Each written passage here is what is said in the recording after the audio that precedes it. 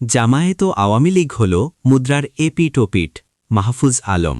জাতীয় নির্বাচনের আগে বড় বোমা ফাটিয়েছেন জুলাই অভ্যুত্থানের অন্যতম রূপকার মাহফুজ আলম।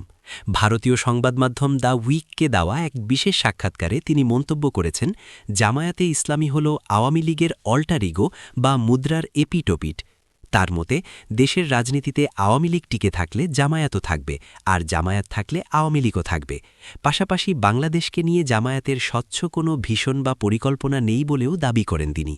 বৃহস্পতিবার ২৯ জানুয়ারি প্রচারিত ১৪.৫ মিনিটের সাক্ষাৎকারে বাংলাদেশের রাজনৈতিক আবহ, নতুন পুরাতন বন্দোবস্তের সাম্প্রতিক সমীকরণ, সংস্কারের দৃশ্যমান রূপ থেকে গণমাধ্যমে সাধারণ মানুষের আস্থা, বেশ কয়েকটি বিষয় নিয়ে কথা বলেছেন তিনি। ফেব্রুয়ারিতে অনুষ্ঠিতব্য জাতীয় নির্বাচনের লড়াইয়ে মাহফুজ আলম নেই।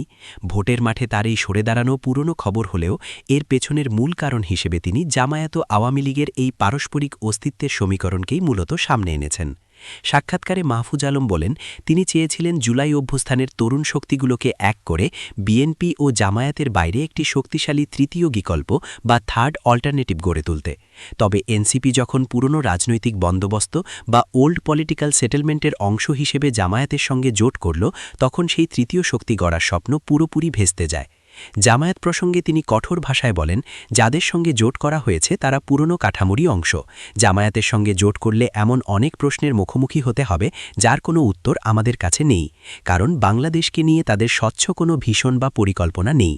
তিনি মনে করেন, আদর্শিক জায়গা এবং রাষ্ট্র পরিচালনার নীতি সব দিক থেকেই জামায়াতের সঙ্গে নতুন প্রজন্মের মেলবন্ধন সম্ভব নয়।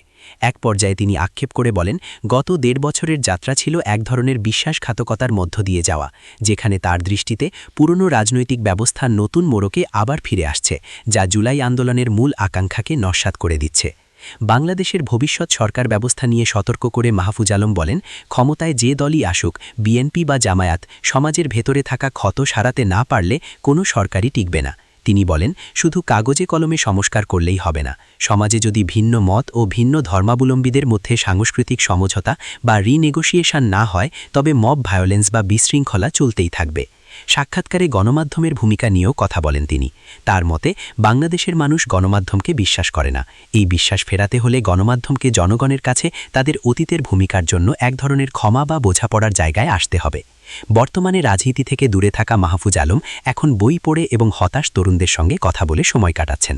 তিনি বোঝার চেষ্টা করছেন কেন জুলাই অভ্যুত্থানের প্রতিশ্রুতিগুলো বাস্তবায়ন করা গেল না এবং ভবিষ্যতে কিভাবে এগোতে হবে।